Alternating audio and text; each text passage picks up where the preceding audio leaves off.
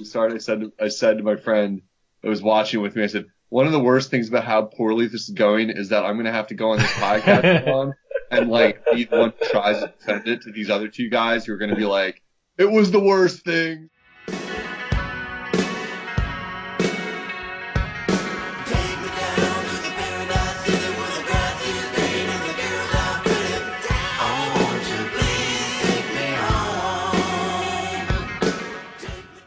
Hello and welcome to the Just Another Castle podcast. I'm your host Matt, and with me this week is our resident gaming journalist Eli.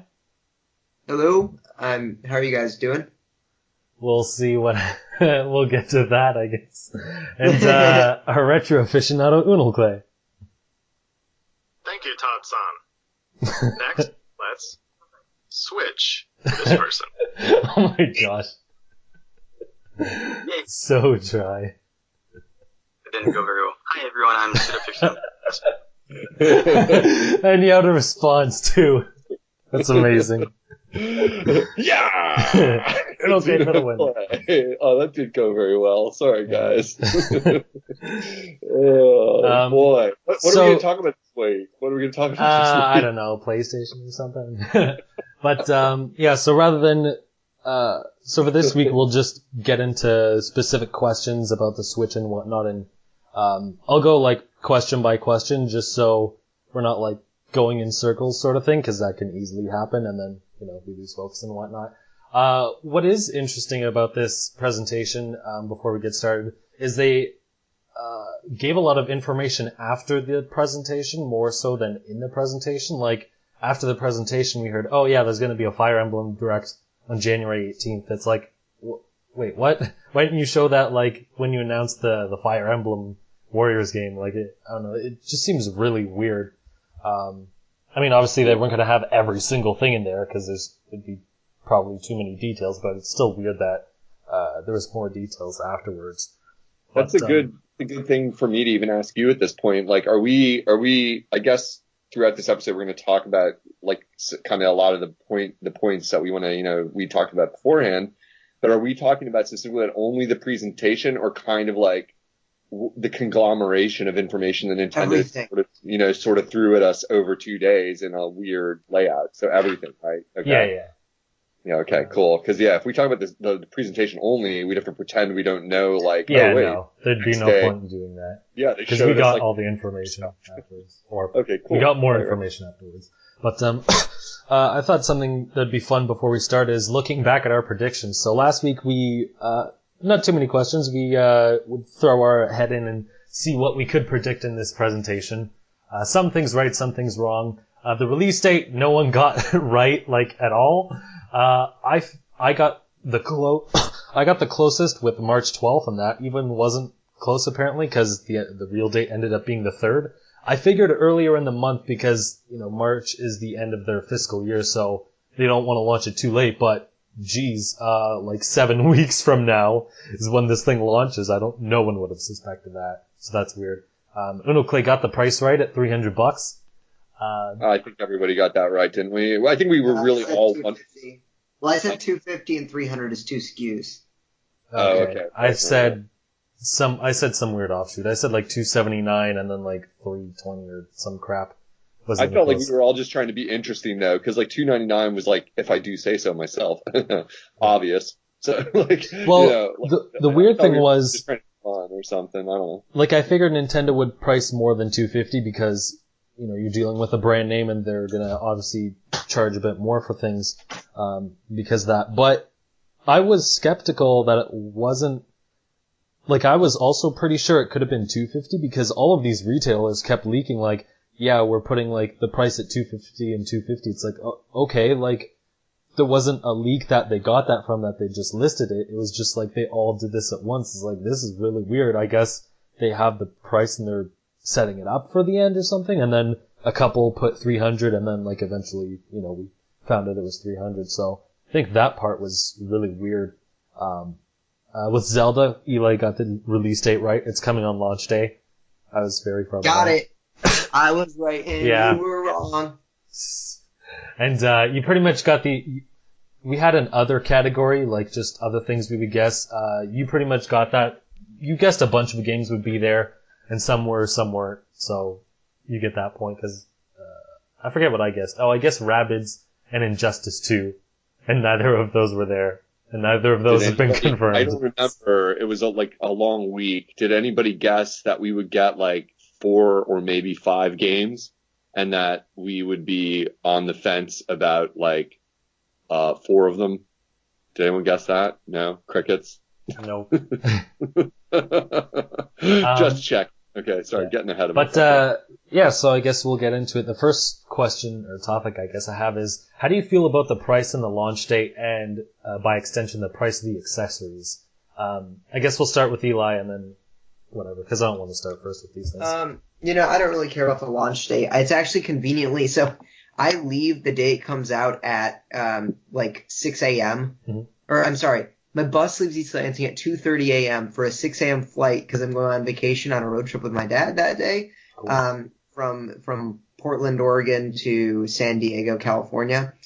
And, so I'm going to GameStop at midnight to pick up my pre-order and then taking that on my bus and then plane to get over there. So I thought that was kind of funny, that it's just conveniently that day.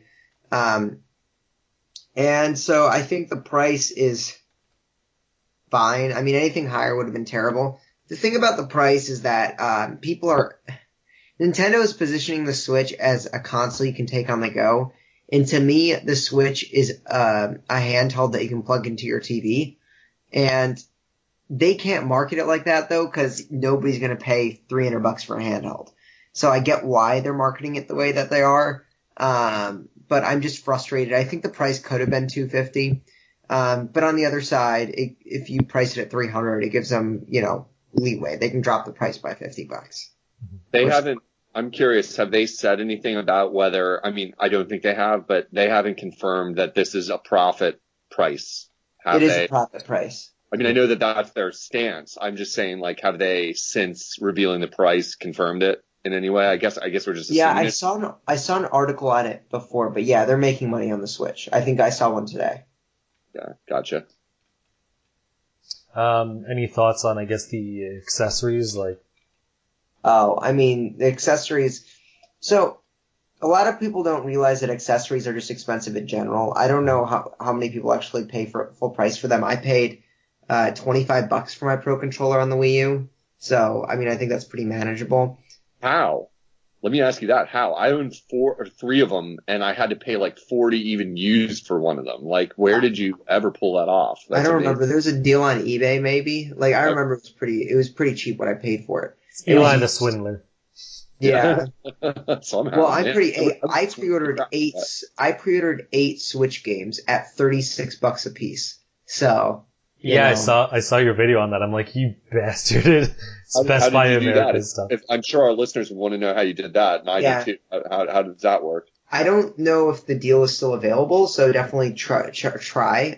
But Best Buy has a deal every few months where they give you $25 in order of 100 or more, if you use Visa checkout. So I already have Gamers Club unlocked, so it brings games down from 60 to $48. And then I got another $12 off each game because of the $25 off 100 or more, and 2 games comes out almost exactly to $100. But I have to add another item to the cart, so I ended up taking like a $10 eShop card, which is, whatever. I'll end up spending that money anyway. So I ended up getting games. I pre-ordered 8 of them for $36 a piece. Jeez, well done, man. Way to play the angles. I mean, if you're going to buy them all anyway, it's definitely the smart way to go. I mean, what is this? I mean, I wasn't. And in that price, like, I wasn't planning on getting a game like ARMS at launch. I was only thinking about Mario Kart at launch. There's another game that I wasn't gonna even get that I just didn't care about. But at $36, it's like, all right, I'll spend the money. I'll put, it's not too bad. Plus, if I don't like it, I can trade it in usually for about $30. For the Gamers Club Unlock cost you, because that would factor in, but you get your money's worth. I'm just curious. Do you remember what that costs? Yeah, it's only $15 a year, so it pays off after practically your first game. Right. Yeah, we talked about that a long time ago, and I never looked into it. I rarely go to Best Buy myself for stuff because it's just further from my house, but that's a good tip. Look at that. That's what you come to us for, right? Tips on how to save on games. So there you go. That's good. So When I saw your video, it felt like you were like cheating this system. Like, oh man, you got to do this thing and then got to go through this thing. I'm like, oh man, Eli knows all the ways through this thing. Yeah, no, that's what you got to do, man. That's a good. If you're a broke college student, you got to pull out all the everything you can. Yeah. Yeah, that was good. So my quick thing about the price of obviously it's too expensive. Like a base for $90 is insane. That should be like $20, okay? Like you can get a PlayStation Vita TV for $30 nowadays, okay? So like, give me a break. To be fair, that also was like, I think it started off at 100 and they dropped it so low because, no one was buying it. I mean, I'm sure a lot of that's markups too still, but it was. Yeah. I'm thoroughly annoyed at that price at $90. Yeah, that's insane. The Joy-Cons are $80. That's expensive. The Pro Controller is $70. Are you kidding me? Yeah. I can just chime in there and say I wanted to smash my head at that. I mean, like if they're gonna port Smash, and then you like presumably you're gonna need Pro Controllers because are they gonna do a GameCube controller, etc. That's a whole other discussion. $70 for me to be able to play Smash. Like I'm gonna have to spend more than $200. Like, my head's exploding. You know what I mean? That's just insane. But for real, I mean, and so you look at that, and I'm hoping that we can find deals for it or whatever. But I thought Nintendo had learned its lesson, and we'll talk about this more. But man, so Eli, I guess same question: price, launch date, accessories. You mean Uno? You didn't say. You said Eli. You meant Clay. Oh, sorry. I thought I did say Uno. Yeah. I was confused too. It was okay. Yeah, I don't have to go on too long. He pretty much nailed it. $299, whatever. I don't care. I'm buying something called a Frame Meister for my retro setup that costs, by the time you buy all the cables for it and stuff like that, is like over $400. And it ironically looks like I'm going to get it only days before the Switch because you have to pre-order them like a month in advance from this company in Japan. So yeah, it's pretty crazy, learning experience too, but that's for another podcast. Yeah, so whatever, $299, it's what I expected. I'm not super pumped about that price when my bigger feelings that will flesh out further, but there's no way around not mentioning it now, is that I'm like, so what am I playing on day one? Like feeling left in my heart. Like, so this Zelda game better be really good, like feeling in my heart. If I'm going to throw out $300, I'm not going to buy a Pro Controller at launch because I don't know what I'd use it for. And I'm going to, and then I'm going to buy Zelda for another presumably $60, $70. I didn't even pre-order that yet because GameStop didn't have the SKU when I was there on the morning of the launch. Well, pre-order launch or whatever. So, by the time I get out of GameStop that day, I'm going to be closing in on $400. For a system in one game. And I'm like, so I don't know. I guess that all feeds into price. You can hear it in my voice. I'm not psyched. But it's mainly because if I was more excited about what I could buy day one, it would make it easier, far easier, I dare say, to swallow the price. The feeling that I'm like, so I'm spending all this money to basically buy one game, maybe two. Is ARMS a launch day game? Is that at launch? It's spring. No. So yes, once you switch, I don't know, There's only two first-party launch games, and that's Zelda, or three, I'm sorry. Zelda 1-2 Switch and Bomberman. Okay, Bomberman, I'm having a hard time imagining spending $60, $70 on it. I haven't seen what the price is for it. Yeah, I don't think that's been listed yet, because it seems like more of a 20... what the pre-order pages are saying right now.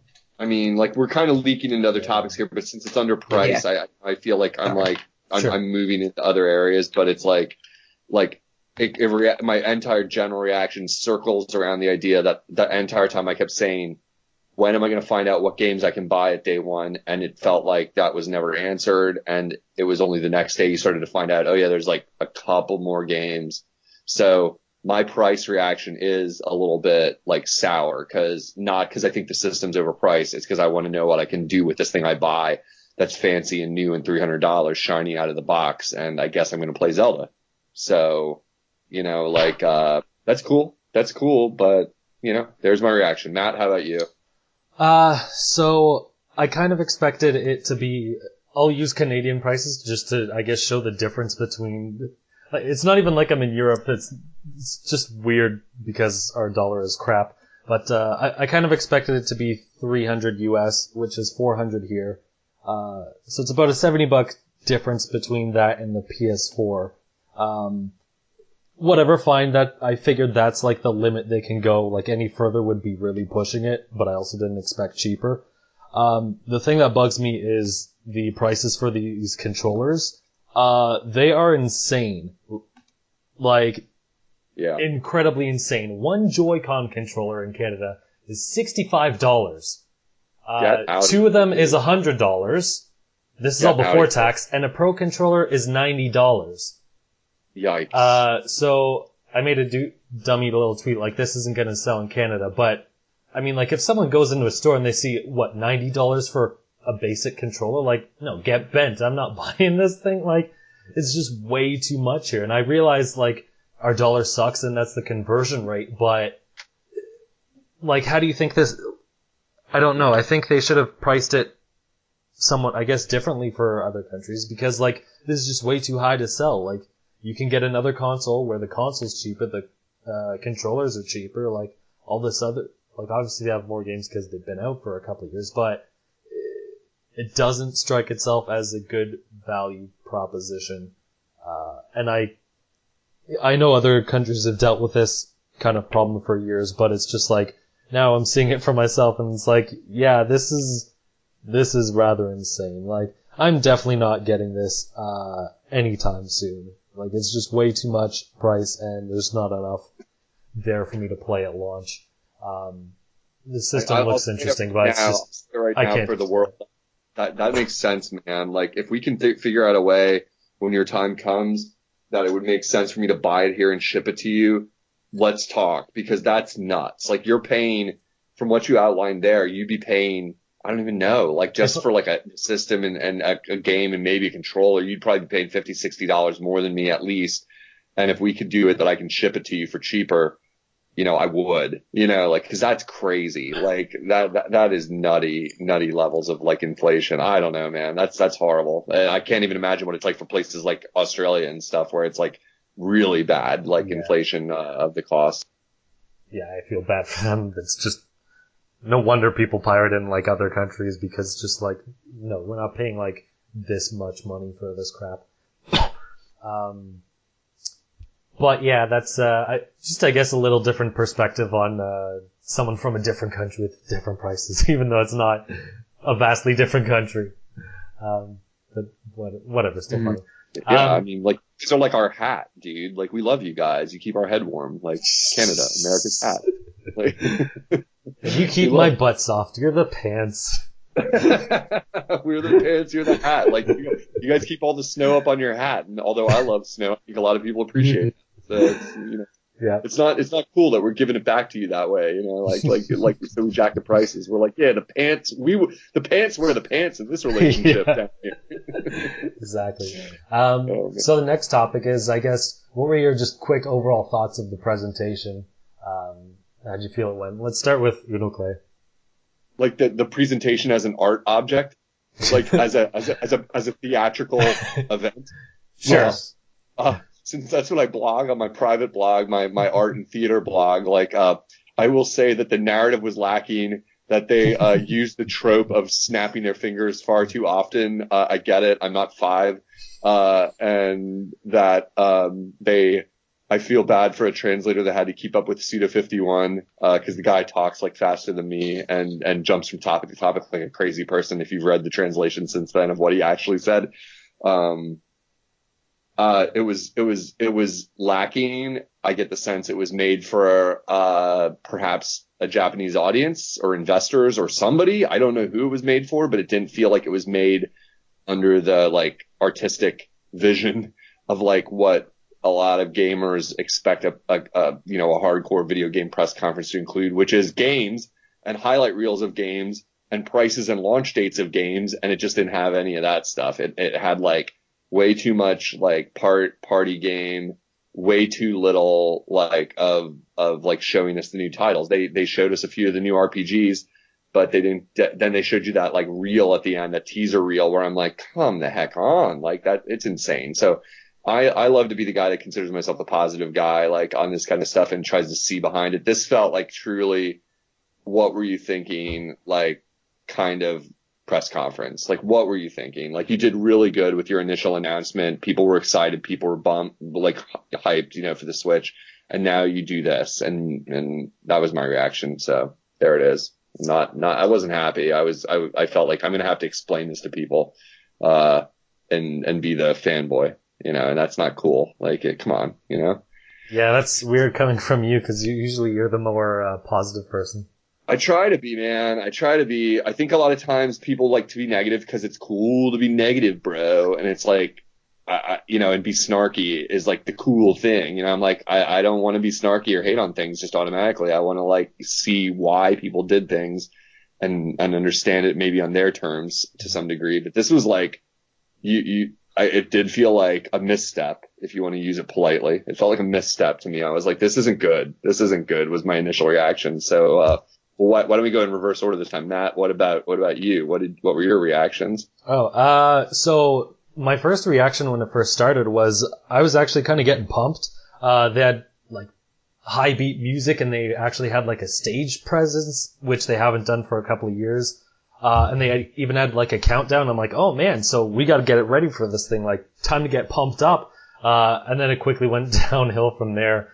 One of the problems, like you said, with the motion controls is it's important to know when this thing aired. It aired very late. It aired like 8 p.m. in Japan, I think, 11 p.m. like North America, and like in European countries is like 3 a.m. or something nuts. So the only people who are going to watch your presentation at this time are gamers and your fans. And I think it's a very dumb idea to start off. Literally the first half of the presentation was just motion controls and this motion control game and blah, blah, or 1-2 switch. And it's like this, like I'm a Nintendo fan and I'll watch it till the end, but it's like you're losing me here. Like this isn't a good way to get people on board. Then you stealth drop that you have to pay for online, but you don't give any details. They're like, you're gonna have to pay for it. Bye, see ya. What? Like, you don't just drop that and then just say, yeah, deal with it in like 8 months. It's like, that's not good. Then they get the guy from EA to come all the way to Japan just to say he's bringing 2 sports games. Like, that's not good. Skyrim. 2? Yeah. It's FIFA and something else, I forget. Said like one other thing. Okay. And then Bethesda, yeah, they're bringing Skyrim, but they didn't even say if it was the enhanced edition from October. So we don't even know if it's the good version or the one from like 6 years ago. Good. Yeah. It doesn't look very good. So the news reports that have come out since then seem to confirm that it is the enhanced version, but like you said, it's hard to tell. Like they didn't do a good job of telegraphing it, the very fact that we're wondering about it. So, I mean, even if it is the enhanced edition, by the time it comes out, they said like, I saw on their page like August, it's like it's gonna be a year old then too, so it's like, it's still not really like relevant, sort of. And the one thing I was wondering was, what happened to the Nintendo games? They obviously showed some, but some were ports or Zelda. I wouldn't really consider that.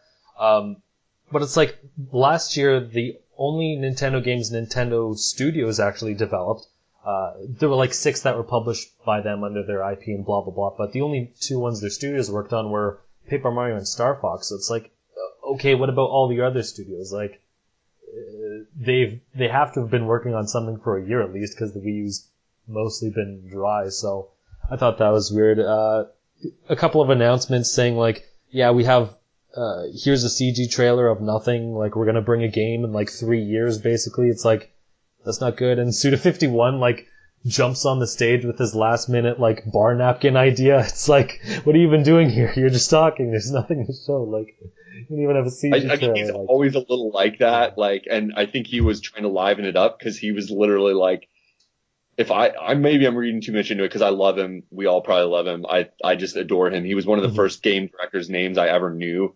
That I cared enough to like, who made this when I played Killer 7, kind of thing. My reading too much into his behavior on stage was like, he is the kind of person who's like, this is so dry and boring. Like, I am just going to be nutty just cause. Like, look at this place. There's a bunch of suits in here. You know what I mean? And So I don't know. I know Barnap I know what you're saying, but at the same time, I was like, I feel like I'm proud of him in a way. I'm like, thank God, like Someone to he's just, liven up, yeah. yeah. I mean, like, I'm not blaming him, but it's like part of it's Nintendo. Like, yeah, we'll bring you on. You have nothing, but yeah. There's some great trailers of games, but I was skeptical, and it honestly feels like a repeat of the Wii U. Like, here's some ports, here's some unconvincing third-party support, so we'll see. But, Eli, why don't we move on to you? Yeah, I mean, I thought the presentation was horrendous. So I think so Nintendo saw that the biggest problem with their Wii U reveal was that people didn't know what it was. And so they're like, all right, we're going to make sure that everyone knows what the Switch is. And they did. I mean, I think they were pretty successful in that goal. Everyone knows that it's a new system. Everyone knows what the appeal is, like what they're marketing it on. You got the snaps, completely separate from the Wii in terms of like no backwards compatibility. I think it's pretty clear, and that was their goal. Unfortunately, the rest of the conference really suffered as a result of that. Casual gamers are not watching this, as Matt said. And I don't know why in the world 1-2 Switch was the first game they showed. Like, that was insane. Followed by ARMS.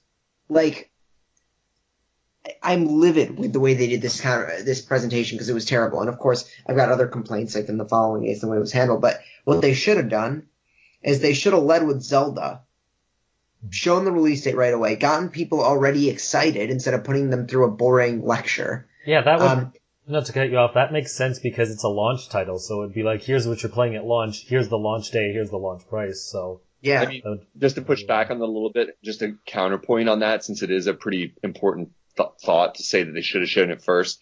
I keep in mind, it's almost like they didn't have that much. So if you're sitting down there looking at what do you got, you put your best thing last. They had other games. So then, okay, so if they started with Zelda, they get people hype. After that, they can go into, gosh, I don't even remember off the top of my head. They can go into, if I'm going to pull up this list of games that I preferred, then they can go into Splatoon 2, okay? They do Splatoon 2. That's awesome. You still got people hype. Then you can maybe go into, like one of the more niche Japanese games, either Project Octopath Traveler, you could do Fire Emblem, Warriors, maybe even ARMS at that point, go through those games. Then you come back and have another big game centered, you do Splatoon. You do Mario. That's your big, like, middle conference game. Then you keep going, doing the different reveals, maybe Shin Megami Tensei then. You got Xenoblade 2, it's a big game that's kind of like building up to the end. And then finishing off, you should have maybe revealed one more big title. You had 3 really big centerpieces throughout the thing with small games scattered through the middle. And I think that would have been the most effective way to do the presentation. Because in the end, and maybe like towards the end, talk about 1-2 Switch as a launch game in Bomberman. Because in the end, the way the conference was, it was just kind of boring. People lost interest. It was very Japanese centric. And I get the fact that the conference took place in Japan.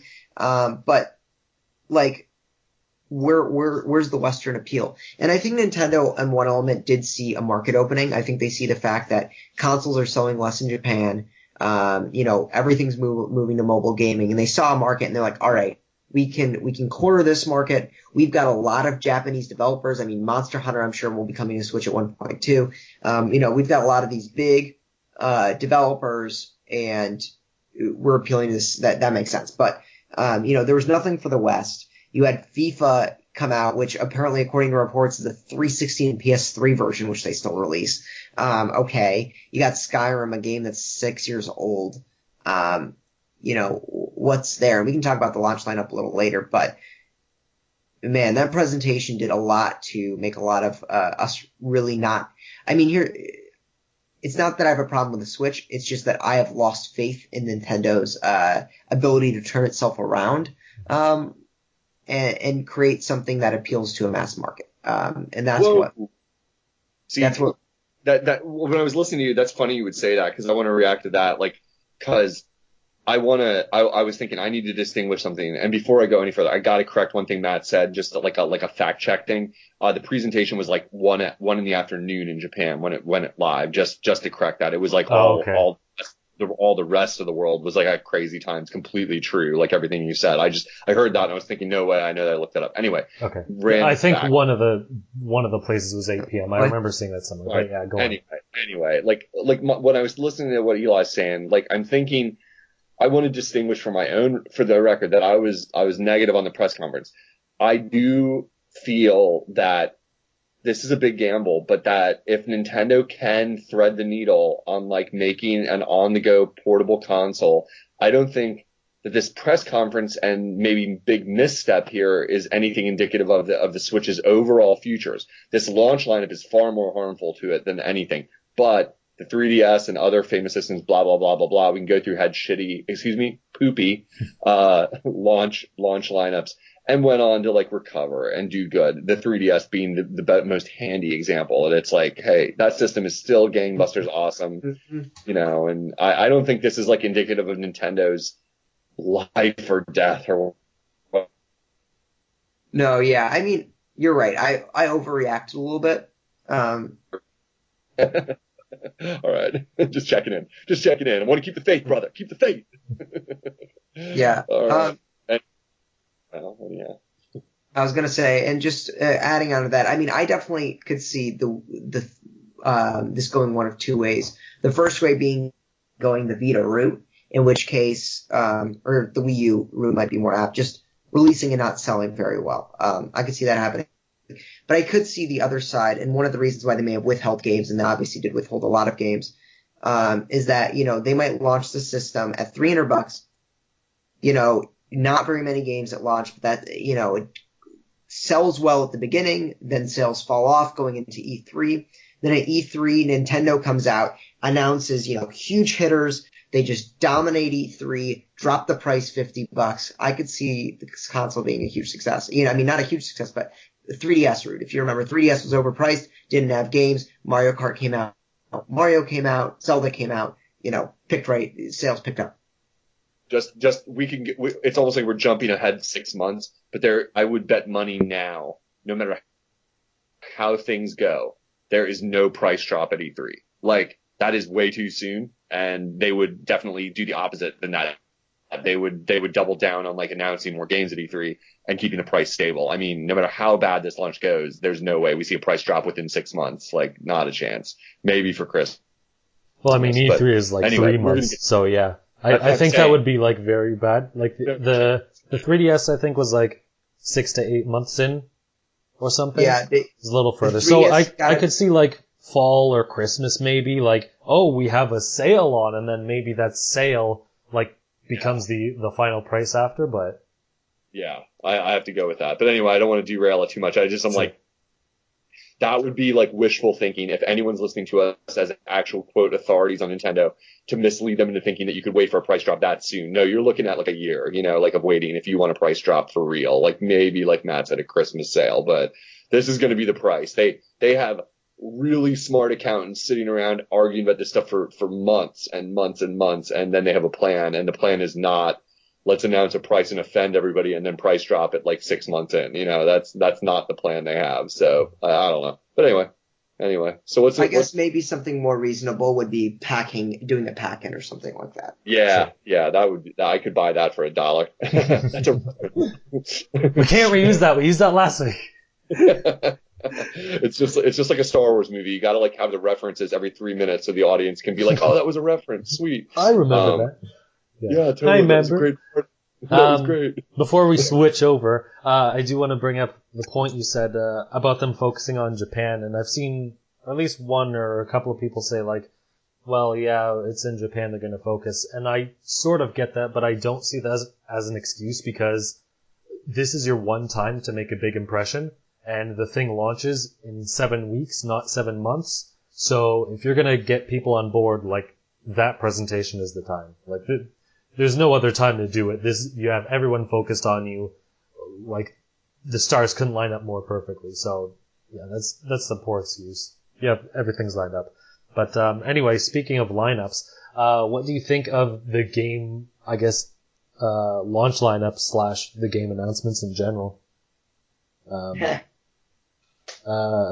guess we'll start with Eli. Yeah. Eli's turn to start. Yeah, for sure. So the lineup. So I come of this from two minds. Lineup is disappointing. Nintendo decided to, instead of, half-assing third-party support, to not give a single butt cheek to the effort. And as a result, our launch games that I think are Just Dance, and yeah, Just Dance, 1-2 Switch, Skylanders, Imaginators, Super Bomberman R, and Breath of the Wild. So there you go. So you got... There's like 4 other games coming out in March. 3 first-party titles and 2 third-party titles. Like, okay. That's horrendous. And I think it's fair to say this is going to be the worst launch for any console of the last... as long as I've been in gaming, 15, 20 years. And, like, the Vita had a better launch. The Wii U had a better launch. The 3DS arguably didn't have the big hit like Zelda there, but there were, like 25 games there at launch. And it's a shame, cause literally you've got Zelda to sell the system for, at launch. Now, it sounds like there's not gonna be a drought this time around like last time. It sounds like Splatoon 2, Mario Kart are both going to be out before E3. Sounds like Mario might be out early June. So, it sounds good that they're going to have probably a game a month after that. But that launch is rough. Yeah, I don't know how much else there's really to say. If you don't like Zelda, then you're kind of shit out of luck. Well, I mean, besides just the launch lineup, like, did you, I guess, like the games they showed off? Yeah, okay, so because, I mean, there are some good games in here as well. Mm-hmm. Like, so I wrote an article after that, and I pretty much titled it, like, the Switch is for gamers like me. There aren't a lot of gamers like me. And I don't, Clay doesn't even play, RPGs, so I don't know how you're feeling about this, but I'm actually really happy about the games they announced so far. Games like Project Octopath Traveler, Xenoblade Chronicles 2, Shin Megami Tensei, like that, those are games I want to play. I am really excited for that. Shin Megami Tensei, like, give me that. I want that right now. So I'm stoked about that. And it sounds like a lot of Japanese RPGs are probably going to come to the Switch. Dragon Quest XI's another one. So for that, I'm really excited about the lineup. A game like ARMS, I think that's something I still need to see more of. I'm not too thrilled about the motion controls. But Splatoon was quirky and I was hesitant and I ended up loving that game. So we'll see how ARMS is. I pre-ordered Fire Emblem Warriors. I don't think it's going to be that great, but for $36, why not? To quickly correct. ARMS, apparently you can use traditional controls. You can use just buttons if you want. So yeah. So I'm excited. We'll see how that goes. Mm-hmm. And then, Mario Kart, it sounds like there's going to be no new tracks, which kind of sucks, but, I'm going to buy it anyway. And Super Mario Odyssey looks awesome. I don't know. Do you have is there a fuller list? Am I missing any really major titles? Cause this conference, there's a lot of games. And if these are all the first year, it sounds like I'm going to have a game or two a month. So I'm kind of thrilled about that. Cool. Yeah. Has that been confirmed when you said they have it, that Mario Kart has no new tracks? Has that been confirmed? Yes. What's the source? Yeah. They're saying, Nintendo is saying this. Yeah, that happened today. It's going to be all the regular courses plus the DLC courses. Yikes. Well, live reaction, folks. Yeah. Interesting. Matt, what did you think? Since Eli kind of nailed that one, like, what did you think of the games in general? I think the only thing I didn't hear you comment on, Eli, at least like that I'm aware of, because I'm thinking about it, is because No More Heroes Untitled sequel that Suda referenced, but may not even have a single frame built of yet. Like, who knows? Yeah, that's years away. Yeah, that's a shame, because that's a big one to me, to some people. So what did you think, Matt? I thought generally like the games they showed off were pretty good. So it's been a weird presentation because I wasn't happy with the presentation, but like they showed off a decent amount of games like I'm excited for. Zelda, we'll talk about Zelda later. It looks awesome as usual. Splatoon, I think I heard Emily Rogers say one of the games that was going to be enhanced port is going to be titled a sequel, and I think that might be Splatoon 2 because they didn't really show off anything that looked like, oh man, this is definitely a sequel. They're like making big leaps here. It just looked kind of more the same. I mean, I like the original, so I'm still excited to play this. And they only showed off one trailer, obviously, so anything could change. So I'm a little bit hesitant on that. But, yeah, Zelda looks awesome. Super Mario Odyssey looks amazing. I know a lot of people have been down on ARMS, but, I'm actually pretty stoked for that. That looks really fun. Even, like, I would definitely play it with the motion controls, even though I don't really play most of the, I guess, other games with motion controls. It just looks like a lot of fun. It has a lot of character to it. I think it'll be a cool idea like Splatoon. Yeah, that's pretty much like the only new games they showed off. I haven't played any of the Xenoblade games, so that just blew past me, and then there were a bunch of Japanese. Eli, weren't you a fan of Xenoblade? Like since Flea is not here to say period, Yeah. our older listeners would say that like we would have to have a 25-minute segment for Flea to just say some crazy stuff about Xenoblade. Yeah. But I mean, weren't you a fan of that series? Yeah, I mean, I loved the first one. I think Xenoblade the Original is one of the best games on the Wii. I really, really loved it. And the sequel, Xenoblade Chronicles X, was a little bit, too full of fetch quests in my opinion. I only played it for like 15 to 20 hours maybe, and I didn't finish the game. It just wasn't as good. I thought it was solid, but not good, as good. I'm hoping if Xenoblade Chronicles 2 follows a similar direction as the first one and not X, man, I'm so stoked. I'm so ready. That's weird that they went from like a letter X and then now to 2. I don't really understand. Well, it was a different game. So it sounds like this is just going to be a direct sequel, whereas Xenoblade Chronicles X was like, it was a side thing, you know? That's weird. I guess I will say for Mario Kart, I don't really care.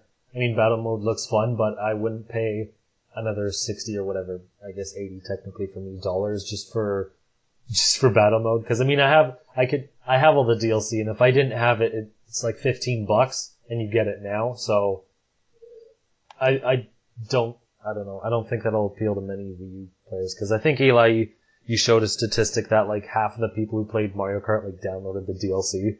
So we'll see how, that resonates with those people.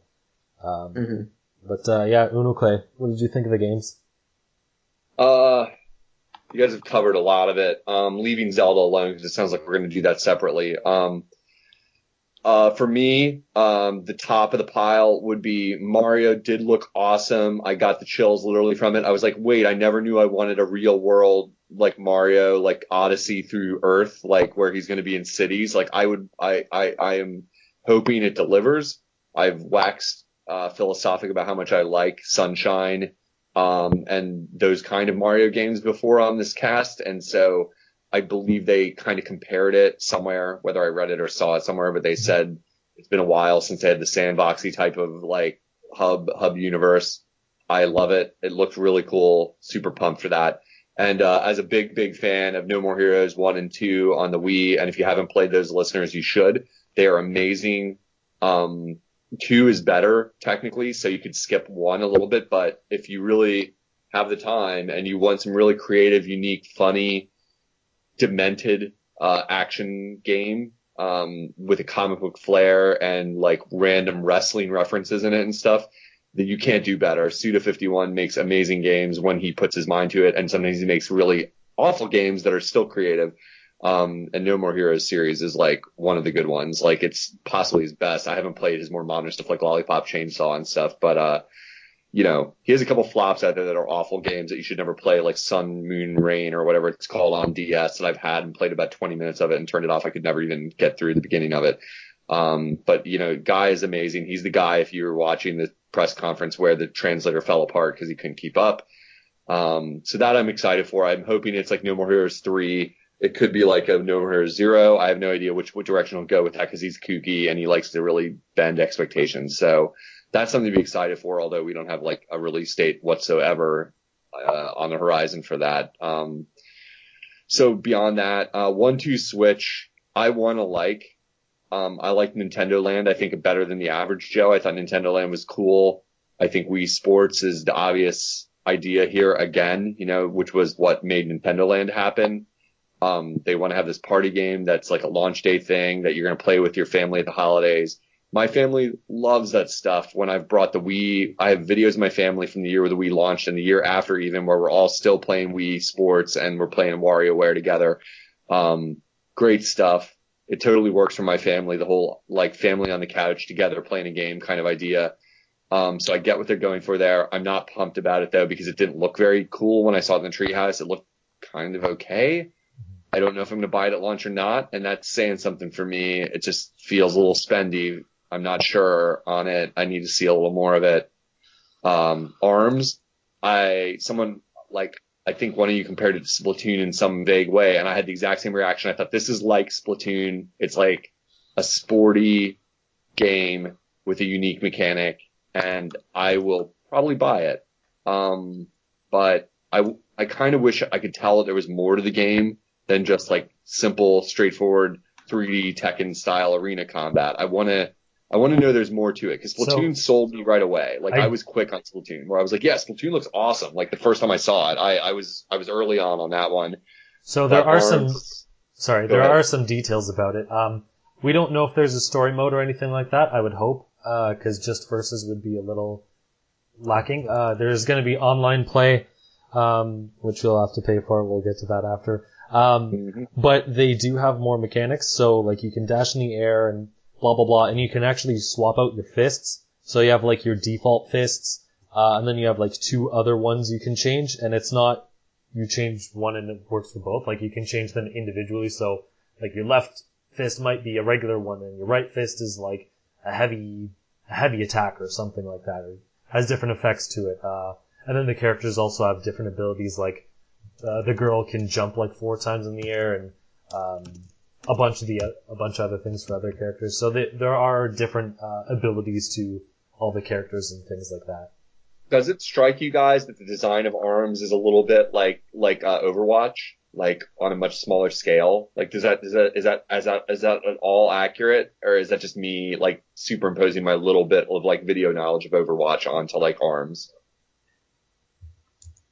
I don't. I only just started playing Overwatch today, so I don't think I can really say. Okay, right on. I've only played it for like a half hour at my friend's house, so I don't know. I was just curious. Anyway, that's it. Yeah, like one thing that's worth noting that we're not going to talk about unless I say it is that yeah, we can roll our eyes at Just Dance like coming to Nintendo Switch as a launch title. Yeah, it's easy to roll our eyes at that because I'm not going to buy it. You're not going to buy it. Who's going to buy it? Well, if you look at the sales number for Just Dance 2016, not even like an older one, but 2016, it sold almost 1 million copies on Wii, not even on Wii U.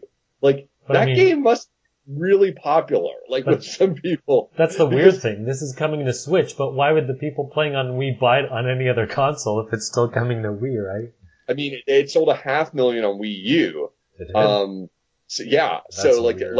I mean, so combined sales totals for Just Dance on Wii and Wii U are like 1.5 million. Like, so, I mean, this could be like one of those sleepy things that like people like us just don't know. And it's like, yeah, there's kids out there that are like, dude, the next Just Dance is on the Switch. I gotta get me one, And it's like, all right, like don't roll your eyes too much. There's smart people out there behind these decisions, like sometimes you got to dig a little deeper on that. So, yeah. I mean, that's not to say they couldn't just buy it on some other system because they could. They could buy it on PS4, they could buy it on Xbox One, whatever. Like, it's heck, they could still buy it on like the older systems, but I don't know. It's just worth saying. So anyway, like, cause no one else is going to have a reaction to Just Dance besides like, what the heck is this, So, I mean, hey, it's something for the kids, I guess, something for the kids. I don't know. What else? What else we got to talk about? So I think for some of these other questions, so we don't go on too long, we'll just, rather than a roundabout way, we'll just, I guess all talk, cause I think some of these don't really necessitate individual reactions or whatever. Whatever, we all talk at once. How do you think about Zelda having voice acting now that we've gotten trailers with like a fair amount of voice acting in it? Oh, we're off the Switch? No, we're gonna talk about like the system and stuff, but I figured games are more interesting. I'm not done taking a shit, Matt. I figured games are more interesting, rather than just start off with the system. Nintendo made in their press conference. Let's talk about some games here.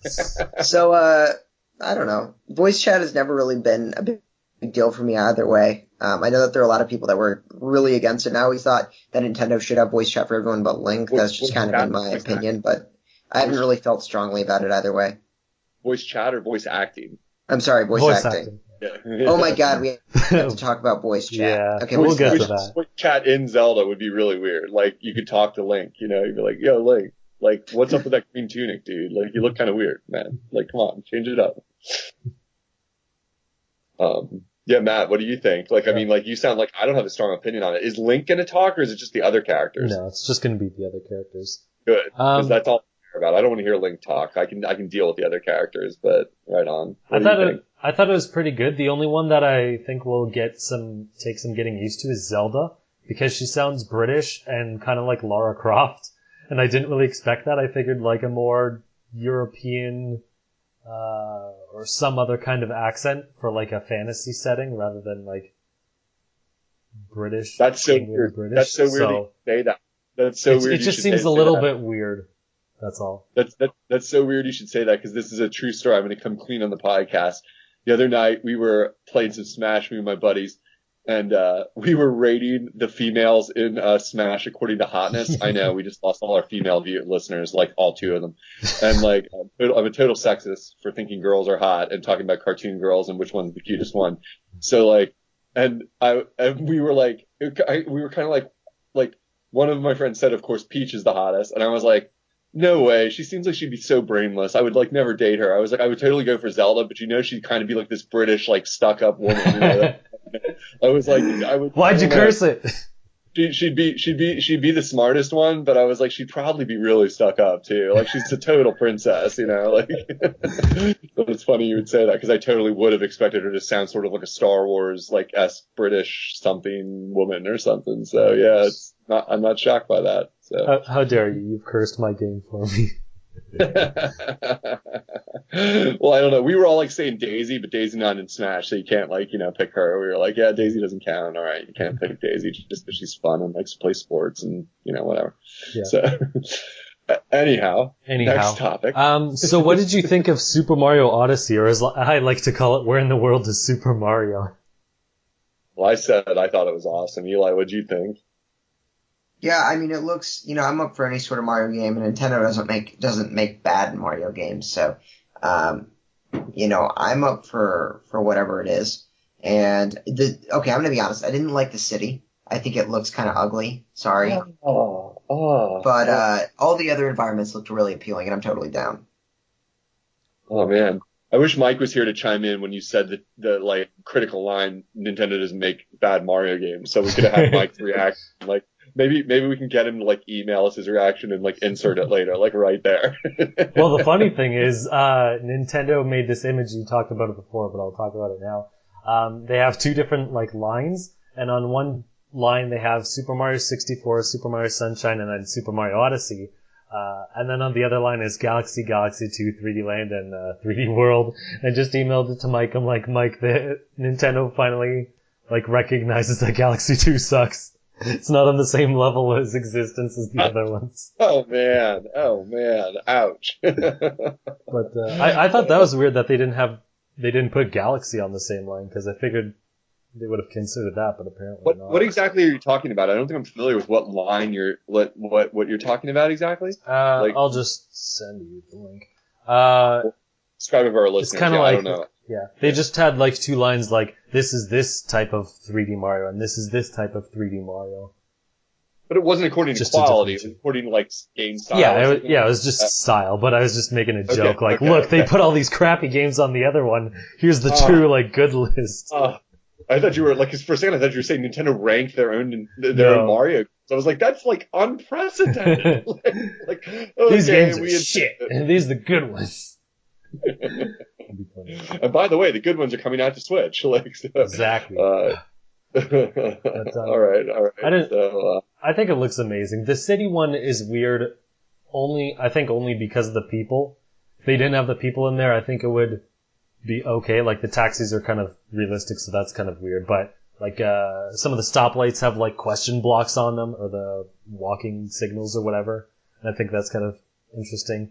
I think it's taking place in like the Donkey Kong arcade universe, just because they have all these Donkey Kong references, like the construction zones and whatnot. But no, I think it looks cool. They have a lot of new mechanics in it. The worlds look a lot more interesting than their past Mario games for exactly. across all platforms. Like there's actual style and inventiveness or whatever here and here. Like you got the Mexican town that's like being frozen over in like this weird jungle with like 200-foot tall trees and this weird like polygonal world with food and like Koopa Troopas throw like chef or whatever pans at you and whatnot. So I think it looks a lot more interesting. They put a lot more thought and care into this one. So I'm really looking forward to it. I hope it comes out. That's why I got really pumped when they showed the city, like because I was like, this is something I didn't know I wanted, and that's the best feeling. I was like, I get it if it's not your thing and it seems a little out of context, but I was like, oh man, like I never thought they'd do that. Now they're gonna bring Mario into the real world in some weird twist of fate, you know. So that's neat. It does look inspired, you know. That's cool, man. Like I had a good reaction to that one, especially like of all the things they showed, I was more pumped for it than Zelda, to be honest. But I mean, that's only because I'm always on the fence about Zelda until I play it. So, neat. When I first saw it, I'm like, is this a new Crazy Taxi or something? What's with the taxis? Yeah. Coming here, and then I saw like too. the Donkey Kong things. I'm like, okay, this is some weird thing. Let's see what it is. Yeah. But Eli will be happy because now we get to shit all over this system. So I guess, what did you think of the system itself, and do you think they should have included a pack-in? I wrote down some details for references, but yeah, Eli, why don't you start, since I know you're itching. Yeah, I mean, so for me, the system, it's hard to talk about because it's very frustrating to me. You know, we don't really know the innards of it yet, and I guess we'll see how easy it is to port, and we don't know, but the lack of third-party titles is really unsettling in that regard, in the fact that it can run these sorts of games. You know, I mean, I think the system is fine. I just wish Nintendo would stop chasing after they don't need the gimmicks. You know, the Switch doesn't need to be what it is, in my opinion, and but it is, so I accept that you know, I'm not going to get anything else, and I'm just disappointed that they're not trying to pursue a mainstream audience, and I don't think it's going to catch. I'm annoyed that their strategy has gone back to casual gaming, like with 1-2 Switch, how they started the presentation with that. I don't think it will sell a lot. At least not at the beginning anyway. If you just think about it, like, did your friends buy a Wii U? Excuse me, did your friends buy a Wii? Did they buy a Wii U? And are they interested at all in the Switch? And I think what you're gonna find is a lot of your friends bought a Wii. Not very many of them, unless you have gamer friends, bought a Wii U. And those people probably aren't going to go out to buy a Switch. And the people I've talked to that did have a Wii aren't planning on buying a Switch. And there's not much else I can really say, because I think that every time I'd like to think Nintendo knows what it's doing, it doesn't. And, yeah. Sorry. Dun, dun, dun. That was some serious smackdown. I mean, like, I come from a different place when you say it. Like one thing to react to what you're saying is that, like, when you say, oh, well, who bought a Wii U? I'm like, actually, a lot of my friends did, but I'm going to go ahead and say a lot of them bought it because of me. And that's not me taking credit for anything other than being like a prolifically talking about Nintendo fanboy who, you know, by sheer weight of wearing them down over years, like I have a feeling some of my friends ended up buying a Wii U, and will they buy a Switch? That's kind of going to be on them, because until I can think of a reason to convince them, I don't know, like these are not core gamers necessarily. These are people that like a variety of kinds of people. It depends on what friend circle I'm talking about. But I mean, I don't know.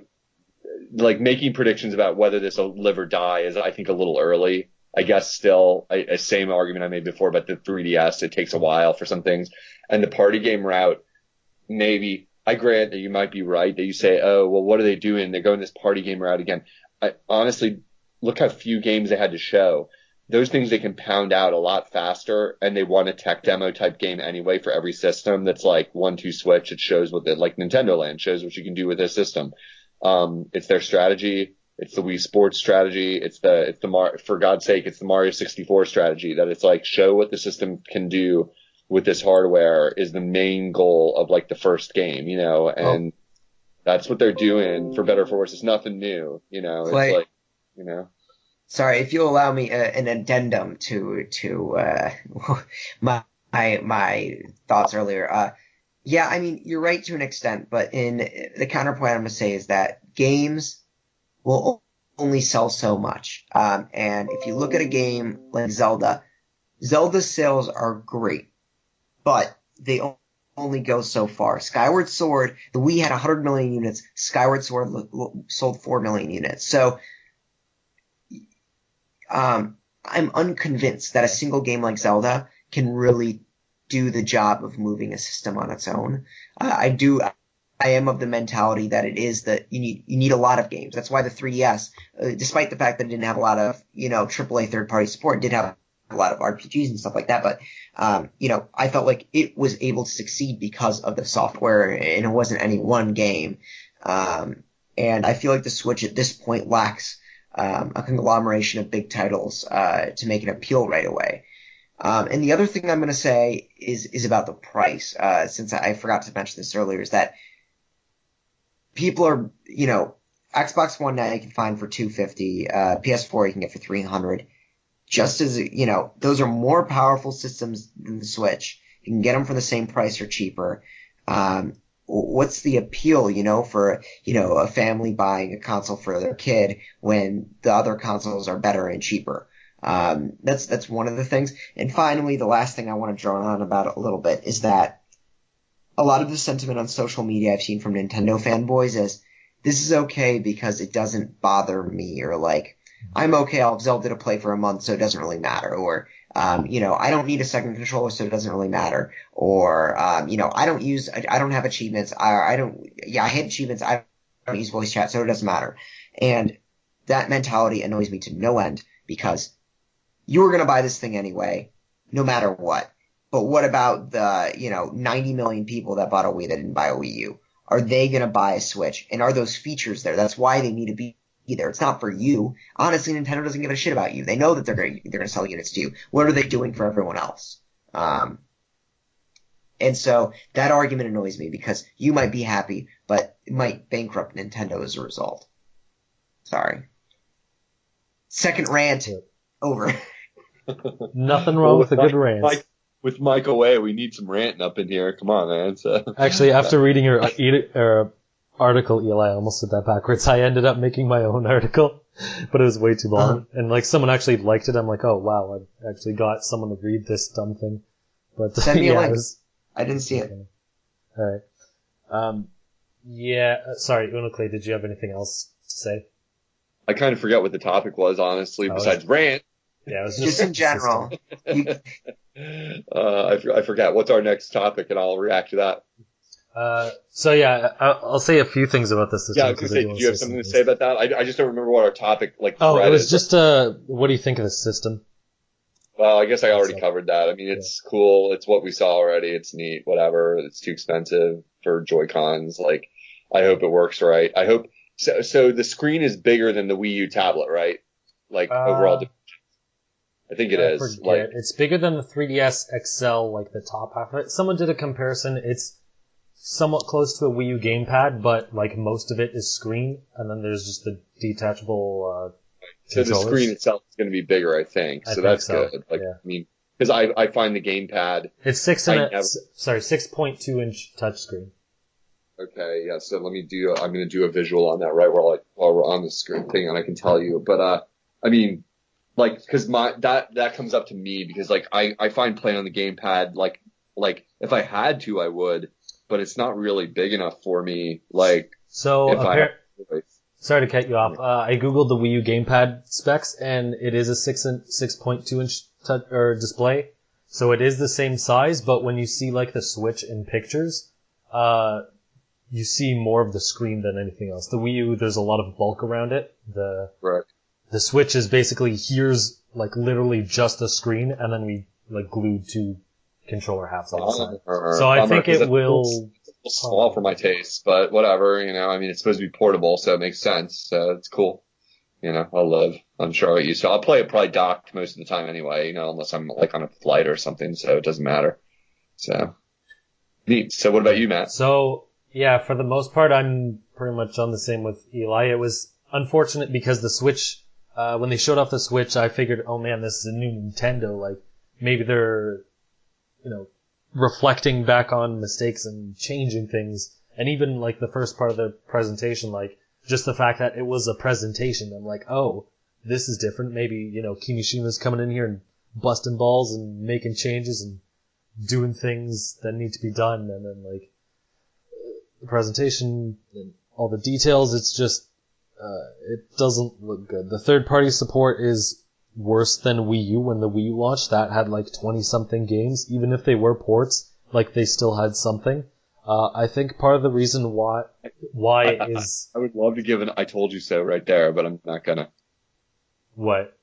No, I'm kind of referencing back to how we've gone back and forth about third-party support and the whole issue surrounding that and the complexities of that. But anyway, go on. I interrupted. I apologize. No problem. Shoot, what was I going to say? You were about to say, like, I think the reason for third-party support. That's why I jumped in there. Right. So, I think the reason the third-party support is, like, I mean, they're just ports anyway, but I think the reason why there's not much at launch is I think they're pushing the system out actually too early. It definitely, like Kimishima was saying, oh yeah, we won't launch in November to hold off for games. Well, yeah, because you would have had 0 games at launch. So I think the reason they're launching this in March is actually because of Zelda, and it's not an original idea. Someone else, I heard it from someone else on like a podcast or some crap.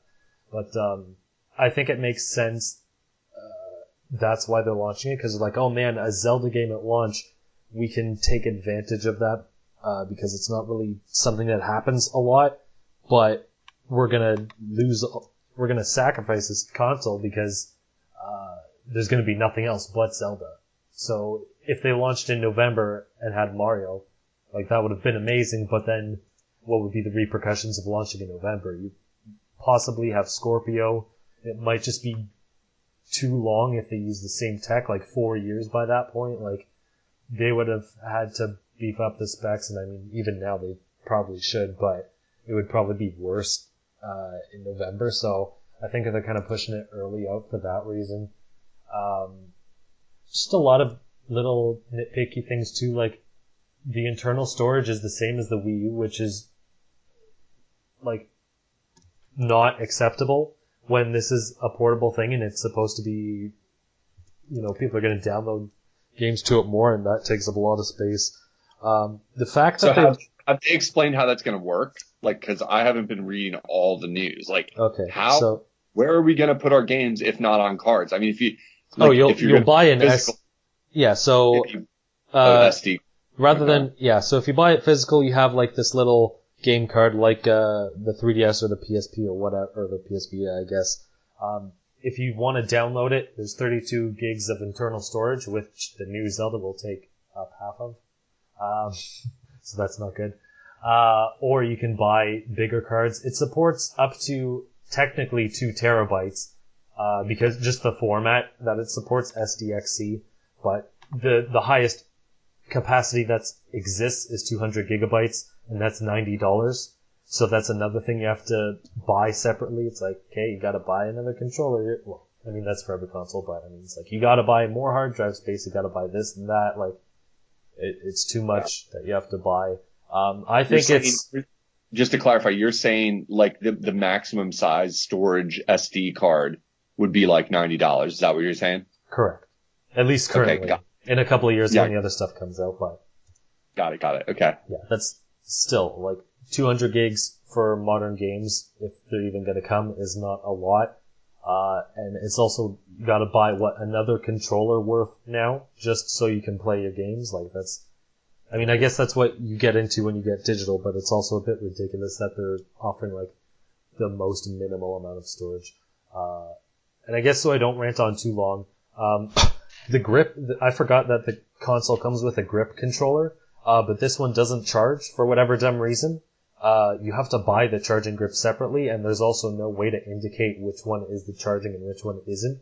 So, visually that's a poor design choice, and I think selling the system that's a poor choice, because most people will probably think it charges it, but it doesn't. The battery lasts for 20 hours, which is good.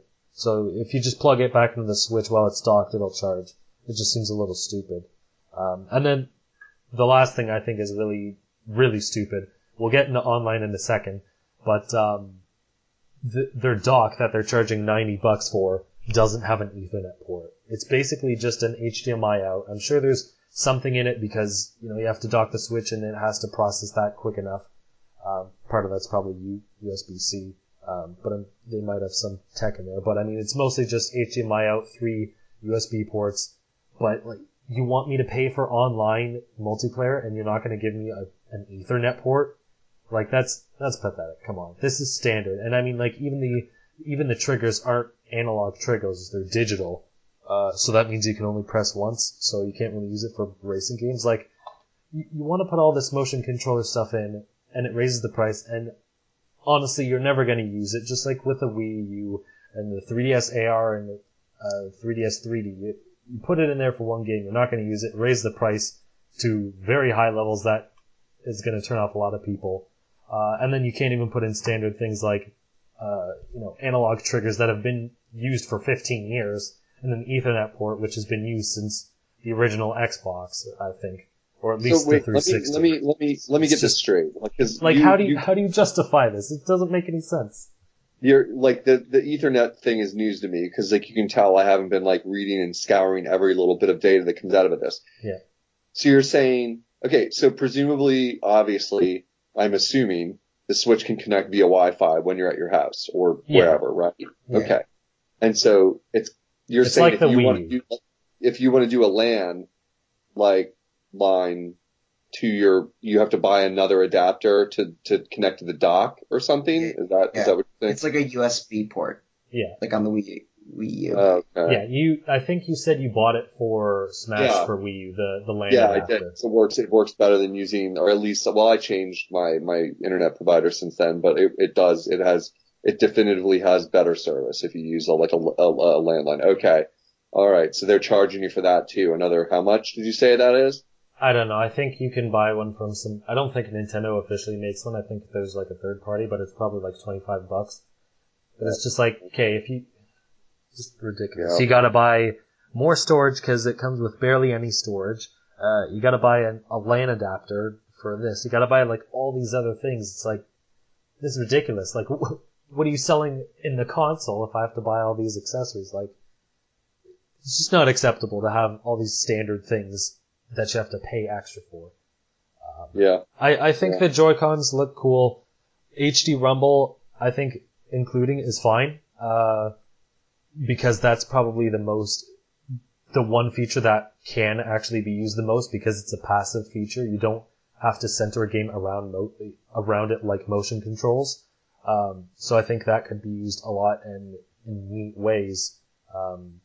But this IR sensor where it measures the distance and shape of your hands, that's never going to be used. It's going to be used once. That was also one of the weird patents, same with the HD Rumble, which is neat to finally see come through. But it's you want to add all these things in, you're not going to use it. I'm not going to pay extra for you to put these things you're not going to use. It just bugs me. It bugs me especially because they won't put standard features in this thing, but they'll have every other wacky thing that they're really honestly not going to use. Mm-hmm. And what's it called? The Jesus. I guess that's with online stuff. So I guess we'll just get to online services and features. Eli, since you probably know more than UnoPlay, why don't you start off? Yeah, I mean, I'm just really annoyed. Once again, we know very little about online. We know that it's going to be charged, but Nintendo didn't do anything to justify the cost of their online, which is really annoying. And it seems like they're still stuck in old Nintendo. And they just don't want to move in the modern age. You got stuff like, I mean, okay, the most glaring thing is the quote unquote free game, okay?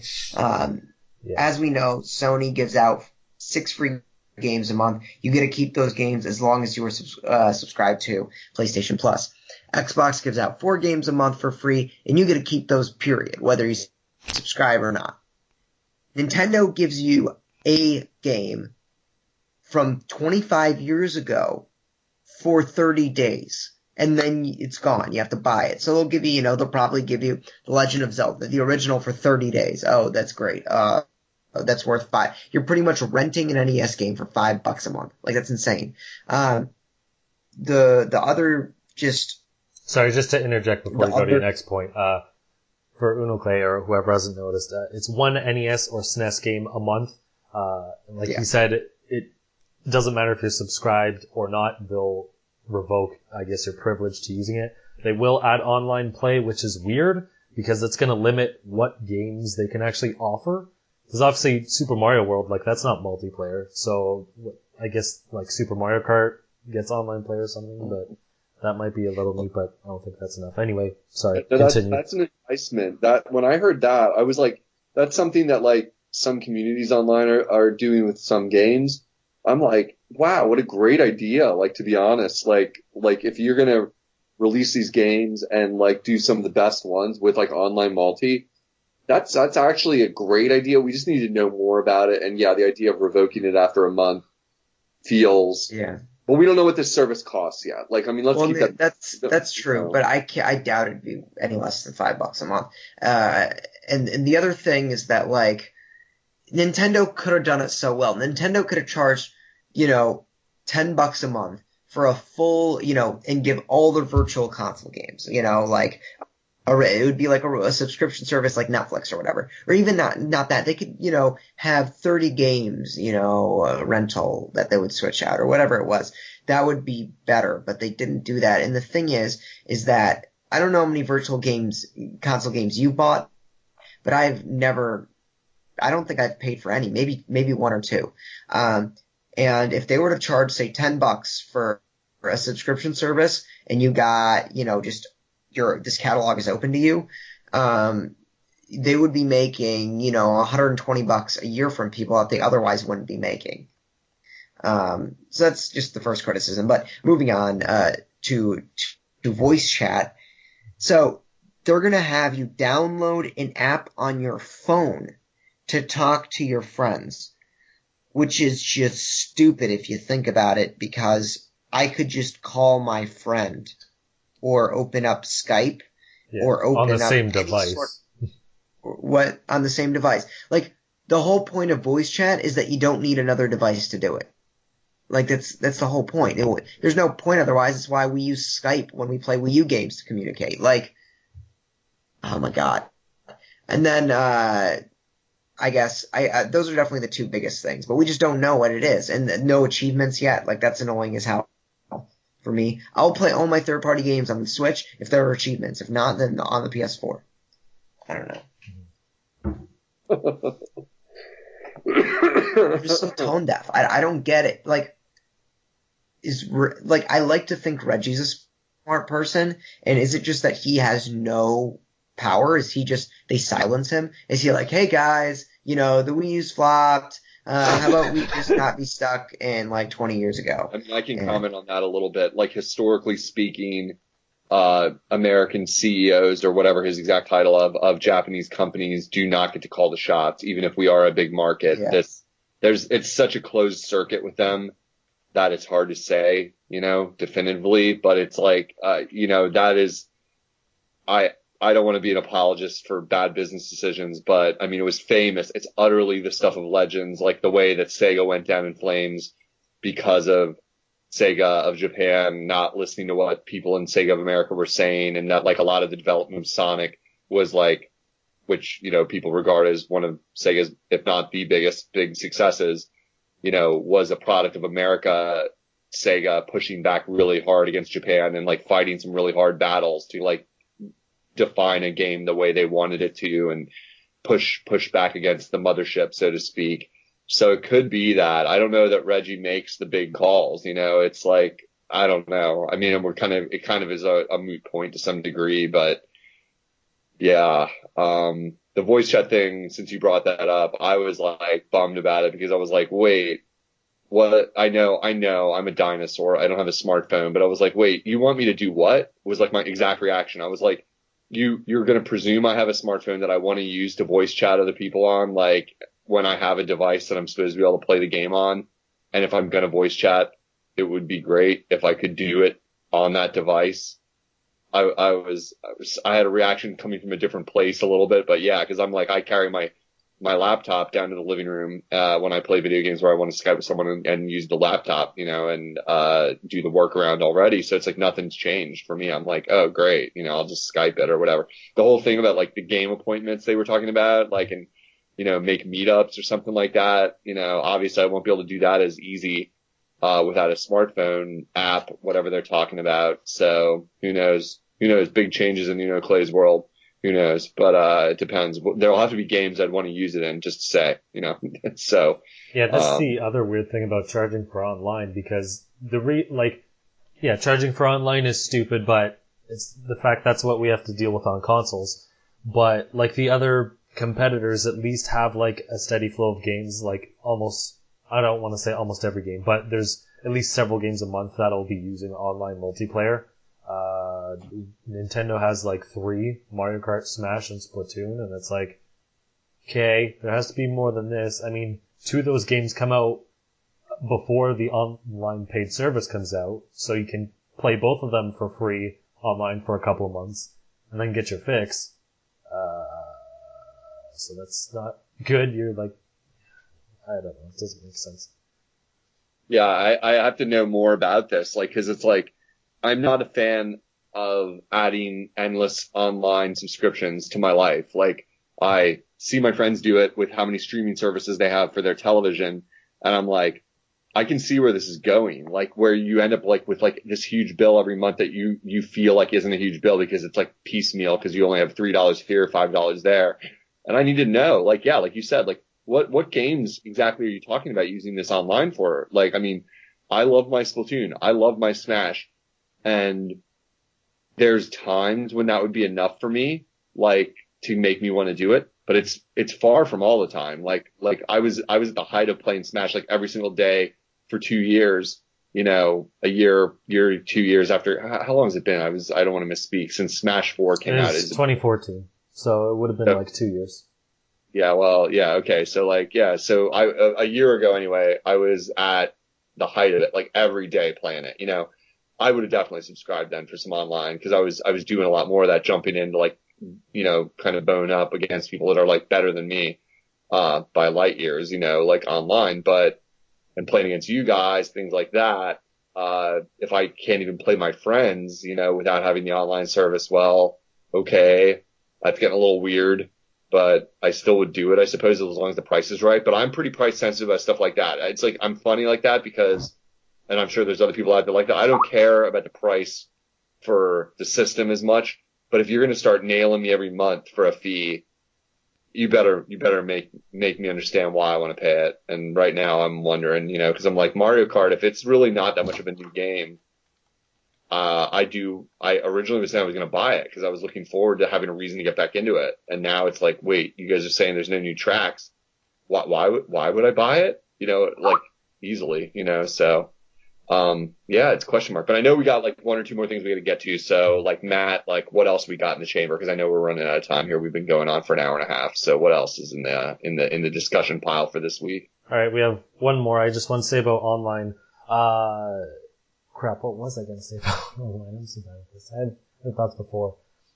Yeah, they definitely have to prove that this thing is worth paying for because, like you said, you'll get those 3 games, you'll pay it for 1 year, and then, no one's going to buy it again because there's not going to be that hit game that's going to use online. I realize the price to online is just like a gateway, and anything else they do only as a bonus to try to get you to swallow the price of online. But the problem with this NES SNES thing, even if it has online multiplayer, whatever, is minimal. Like, they have to be realistic. There's so many emulators out there. Anyone can download an emulator for their phone and be like, okay, I got the whole NES library I can play on my phone. Like, you have to offer more than something like that, because it's, it's not legal and whatever, but the fact of the matter is, like, no one's gonna be paying for this service and be like, oh yeah, this extra NES game, that gives me a good feeling. That's a solid bonus. It's like, no, someone can download that and play it, like, now. Like, it's not worth it. You have to offer more than that. Because it's available on every platform imaginable. Unfortunately, I think, they're doing this because they want to strip back the virtual console. I think they're getting lazy and they don't really want to do virtual console much anymore. Even on the Wii U, they didn't even get all the virtual consoles from the Wii era back onto it. And I'm not even talking third party because I realize you have to make deals for those. I just mean first party. Like, there shouldn't be that much of a hang up for them to put their first party games back on the Wii U eShop, but for whatever reason, I think they just don't care. They didn't do it, and I see with this 1 game a month thing that they're just mainly going to stick with that rather than like have 1 game a week or several games a week and actually push forward with this. They'll just be like, well, we'll throw out 1 new game a month and then after you can buy it if you want or whatever. And that's about the extent they're going to do it. I don't know if they'll let you pay to, transfer your games or whatever, or if they'll transfer at all, but I think this is a sign that they're just going to pretty much poo-poo the virtual console and be like, yeah, we don't care. Which is unfortunate because if they created a team just for virtual console and just focused on even their first party games on all of these platforms they could possibly emulate, like, that's enough games in and of itself. They don't have to make any deals, they don't have to do any of this other stuff. Just go back into your own catalog and put them on there, because honestly, I can't buy it anymore that they have to put so much effort into these things. Someone makes 1 emulator, and as long as the emulator's fine, basically every game works. So why does it take you this much time to put all these games on? I think it's just they don't care, so they get 1 poor schmuck to try to do this every week, and what we get is what we get, and that's it. I don't know. I mean, like, I know we got to wrap, but I don't know that they don't care. I think it takes more work than they want to put into it. Plus, they're gonna I would bet they're gonna do like a SNES classic, maybe an N64 classic at some point. I think that's where they think the money is more, because you can appeal to someone's nostalgia more and just be like, yeah, we'll put out this physical console. People like physical things. You get a bunch of games. Sure, you gotta put a 30 on them, but you don't have to make a steady stream. It's just like, here you go, 1 and done. Yep. Anyway. Well, let's wrap. I know we're running out of time here. What's I think you had like 1 final topic you said you wanted to bring up? Yeah, so the final thing is, I guess, how do you think the next few months will play out for the Switch? Eli, knowing that you're on a time limit here, that you got to get out of here, what do you think, man? How do the next couple months look for Switch? I think that it's going to come out sold out. I mean, if you guys remember, the Wii U sold out at launch too. It sold out for like 2 weeks. Really hard to find it at first, and my pre-order got canceled, so I had to go and camp out for it. So, I mean, I expect the Switch to sell out, and it'll make headlines, and everyone will be excited. Then I expect Nintendo to restock and then sales to plummet, at least until E3. I think at E3, Nintendo will have an excellent presentation, show off a lot of games. I think they have a lot of games in development, and then I think sales will begin to pick up again. I think that the Wii U or the Switch is just going to fall off in sales the first few months, because there won't be sustenance there. And I think it's really going to depend on their marketing too, and we'll see whether the name recognition plays. And I think that they're going to do a lot better than they did with Wii U.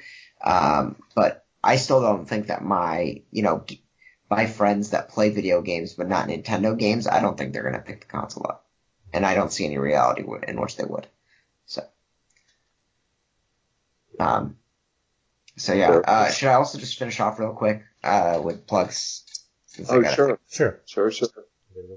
Sorry, so you can find me online at enthusiast.gg and nintendoenthusiast.com, on Twitter at Paul Salon, and I've revived my YouTube channel, incidentally, Nintendo Network 64. You can find my rantings on there. And the last thing is, I love Nintendo. I was getting a lot of flack on Twitter for being so negative about the console, and I want to be optimistic for Nintendo. I want them to succeed. I want all my friends to love Nintendo and buy the Switch as well. But I'm just calling things as I see it. And when I see something that's very obviously taking the same sort of steps as the Vita and the Wii U, I'm going to bring it up because these are things that I want Nintendo to correct before the console bombs. So it's not that I hate Nintendo. If I hated Nintendo, I wouldn't care. Well, you wouldn't be on a weekly podcast and spend your time doing all this, writing for a Nintendo website. Like, it's too much dedication.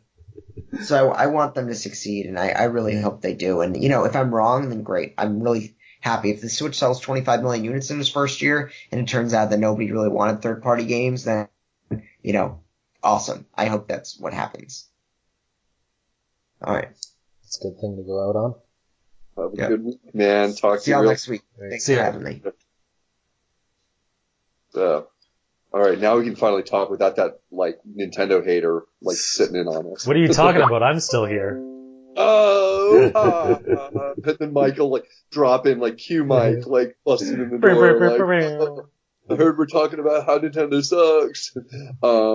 Yeah, for the listeners who are still with us after an hour and a half, Mike's out on injury leave. I'm not going to say any more than that because all I know is what Matt told me. But I don't really think he is because he said he could have showed up last week. But he just hates us. He's just Mike being Mike. I'm like, you don't have to. That week I was like, yeah, you don't have to show up. If you don't feel well, no problem or whatever. But I think I don't want to say his injuries are fine, but I'm sure he could if he wanted to. But it's Mike being Mike. Could Mike bring himself to talk about video games? Who will ever know? Who will ever know? Anyhow, so what's our final wrap here? What's our final question? Oh, it was no problem. It was, how do you think the next few months will play out?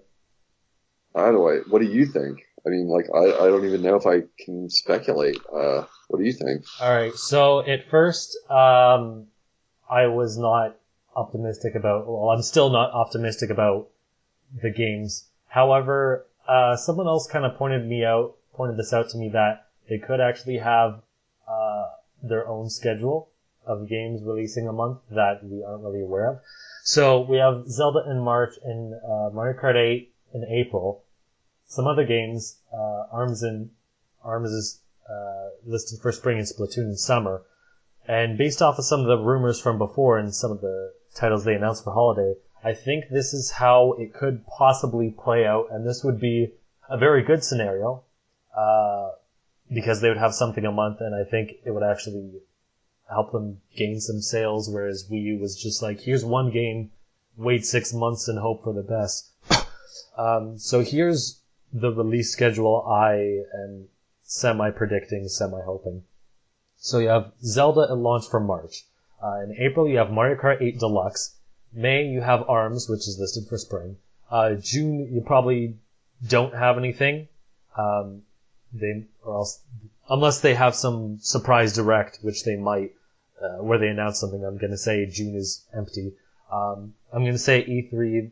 They say a couple games for the future. So Splatoon 2 is listed for summer, so I'm going to put that as July. August maybe Pikmin 4. September Smash Bros. And it's probably going to be around the time where their online functionality goes on, because they want people playing. They're going to use Smash Bros. To get people to play for it. And then October could be Pokemon Stars, the third remake. November could be Mario Odyssey, and December could be Xenoblade 2, probably only for Japan because localization and whatnot. But that's my potential release schedule where they have a steady flow of games. Yeah, you've given it a lot more thought than me, because like when you say with the idea of, yeah, holding Smash till they want to drop the online, it makes perfect sense. It's like, what game do people need it for the most? Like, And I mean, Mario Kart 8 and Splatoon are launching a couple months before, so they can't really use that. I mean, people will still play it after, but it's hard to use it as leverage. They use that as the honeypot to like get you in, and then and then Smash is the like pay to play. Like, makes sense. Doesn't make me happy. Kind of new to expect it. I feel like I need to get my head around this, because it's like, if it's like $3 a month, I'll be okay with it. I'll sign up without thinking about it. If it's like $5 a month, I will think about it. And, unless I can see what I'm missing out on, I might not sign up for it. And if it's more than $5 a month, I can almost guarantee I won't sign up for it. And then like, I'll have to be convinced somehow. Like it'll like take a game or like an itch that I can't scratch any other way, like by playing my local buddies or something. Cause like Smash, if I'm the only one out of my close friends that has Smash, on my Switch, and everyone else is still rocking it on the Wii U, why am I going to go and subscribe? Cause they live across the city here. I'm not going to bother, I don't need to play them online. We barely do anymore anyway. It's like that game's kind of old news. So it's not like an everyday thing. And if they don't have the hardware, I mean, like, anyway, to answer your question, like, I'm just kind of thinking about it out loud about that whole online thing, because it's really, I haven't really given it a lot of thought yet, because I don't have to. It's like, well, in a few months, then maybe we'll see how I'm feeling about it. How do the next couple months go? Like, I want to believe that E3 is, like, someone speculated earlier, it might have been Eli, but I can't remember, that, E3, they drop some bombs on us. Dudes, we feel that way every year. Like, I hope E3 is when they turn this thing around, is what we say every year. So I guess I'm like almost more cynical right at this moment than normal, that I'm like, that's wishful thinking. I mean, did they really keep like 5 or 6 games or something crazy that are good games that we care about in their pocket and didn't even hint at them? Like, now? Is that real? Is that realistic? Like, to think, yeah, June, well, we might not see many games now, but come June, they're gonna like show off Metroid Dread and, and like everything else, like that we like, I mean, what else do we want? Mario, Zelda, the Holy Trinity would be Pokemon or Smash or something like that, like add in there, like maybe Pokemon Stars or whatever comes at E3. I feel like I'm being wishful no matter what I say, because it's like, my feeling the way I am now, I'm probably just in the cloud of like a little bit of despair from this recent press conference, but I'm going toward it at this point feeling like, don't expect anything, people. They pretty much show that they're in a weird space. Maybe they just don't have enough stuff ready. Is that going to change in 3 months? Like, I have to really wonder, or is E3 going to be like, so now that you've had a chance to play the Nintendo Switch, we want to show you a little more of Mario, and Splatoon, we'll show you a little more Splatoon 2 that you're getting a little sooner and things like that. I don't know. I admit to being a bit worried at how little games there were to show us, that I'm like, I completely expect this to be the Wii U all over again when it comes to third parties. I completely expect that. I don't think it's good. It's not what I want, but besides Skyrim and like whatever else they're going to come out with in the first couple of years, like, Suda 51, bringing the exclusive Bayonetta type experience this time, like whatever, maybe. I expect it to go that way again. I'm not as invested in the whole winning the console war thing. You can't really be at this point with Nintendo, like right now anyway. Like, I'm like, I just want to see them make games I care about and make them at a reasonable pace that I can live with. And Wii U did that for me. I'm in a minority, but Wii U did that for me. I got a stack of great games down there. When people say that there was like 5 or 6 really great games on Wii U, I say, no, you're wrong. There were like 15 or 20. Like, there are great games in the system. Some of them aren't exclusives. Most of them are. And people are wrong. People just want more games than that. Well, I mean, the problem was that it wasn't spaced out regularly, right? I don't even have strong feelings about that. Like, I'm more patient, I think, than a lot of gamers, that kind of stuff. I'm like, whatever. I got other stuff I can play. I got a house full of video games here I can play, and I'm happy to do it. Like, it doesn't have to be like something new on my main console all the time, like that I'm playing. Like, that's just me.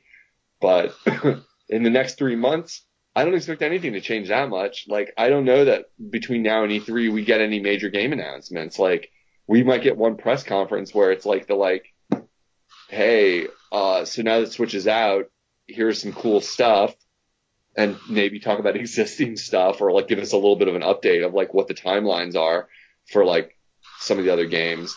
But in the next couple months, I think it looks like what you're looking at right now, except that some of us will have a Switch in our hands and a lot of people won't, and a lot of people will be waiting to say, why should I buy it? And that's not a great situation to be in right now.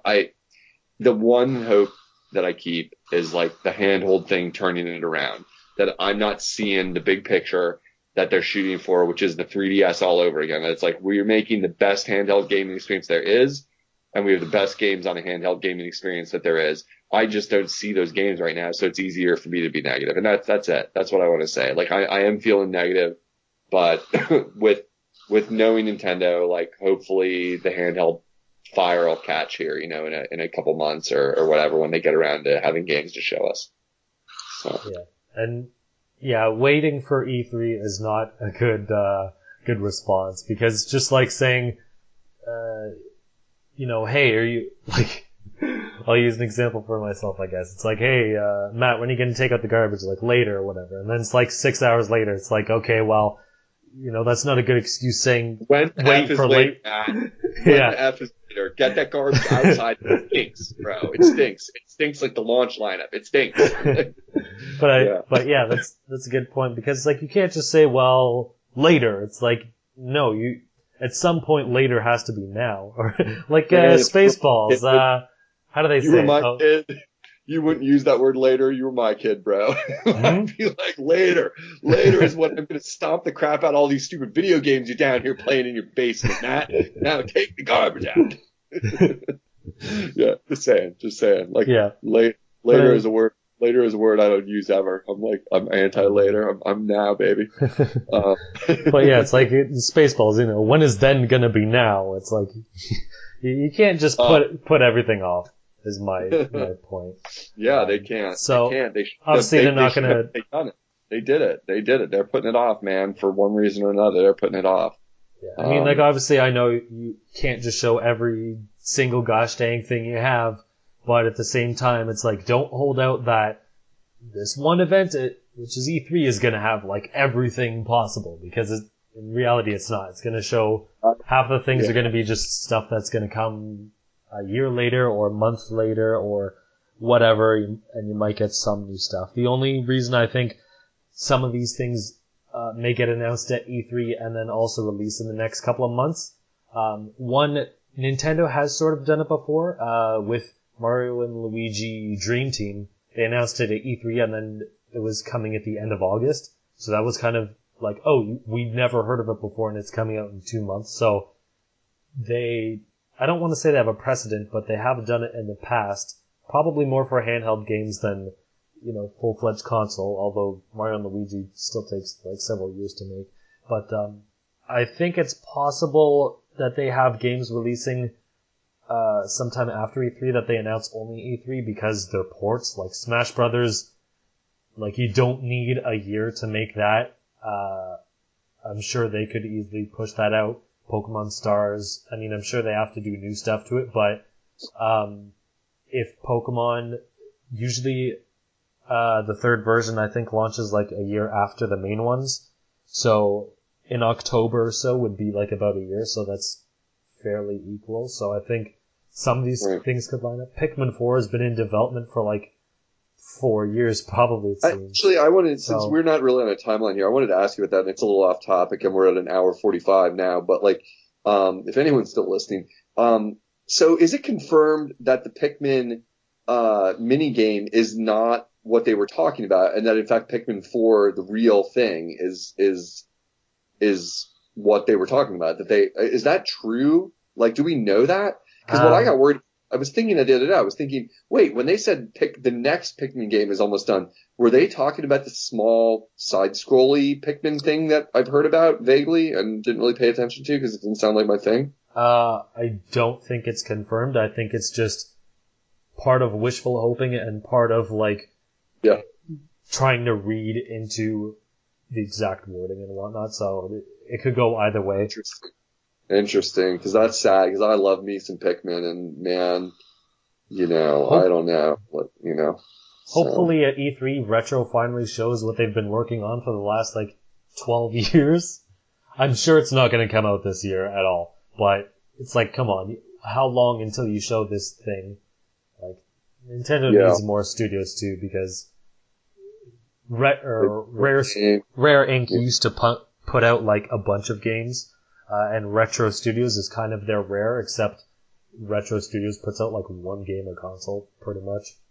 And yeah, well, they a take bit more than that, but they take like way too long, so yeah, they need more. Yeah, but I think we should probably wrap this up.